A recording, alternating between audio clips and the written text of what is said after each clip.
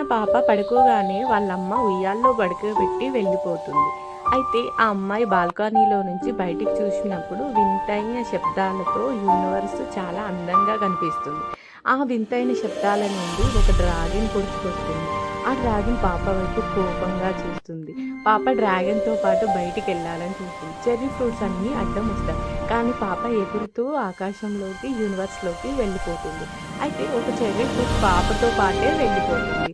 అయితే పాప ఎగురుతూ, గెంతుతూ ఉన్నప్పుడు ఆ డ్రాగన్ తన మీదికి దాడి చేస్తుంది మంటలతో. అయితే చెర్రీ అడ్డం నుంచి తనని కాపాడుతుంది. ఉన్నట్టుండి పాపకి యూనివర్స్ నుంచి విచిత్రమైన శక్తులన్నీ వచ్చేస్తాయి. పాప పాప మీదకి డ్రాగన్ ఎంత దాడి చేసినా పాపకేమీ కాదు.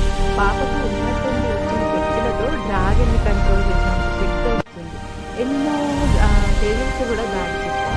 అన్నిటిని కంట్రోల్ చేసి పాప ఉన్నట్టుండి చాలా శక్తివంతురాలైపోతుంది. అయితే పాపను చూసి చెర్రీ ఫ్రూట్ మురిసిపోతుంది. అయితే చిన్న పిల్లల మనస్తత్వం ఉన్న వాళ్ళకి యూనివర్స్ ఎప్పుడూ సపోర్ట్‌గానే ఉంటుంది. అలా పాప సేవ్ అయిపోతుంది. ఇంకా సర్లే ఇంటికెళ్దామని పాప ఇంటి వైపు రాగానే మెల్లిగా కళ్ళు తెరిచి చూస్తుంది. పాప ఉయ్యాల్లోనే ఉంటుంది. అంటే ఇదంతా కల అన్నమాట. పాప కలగంది.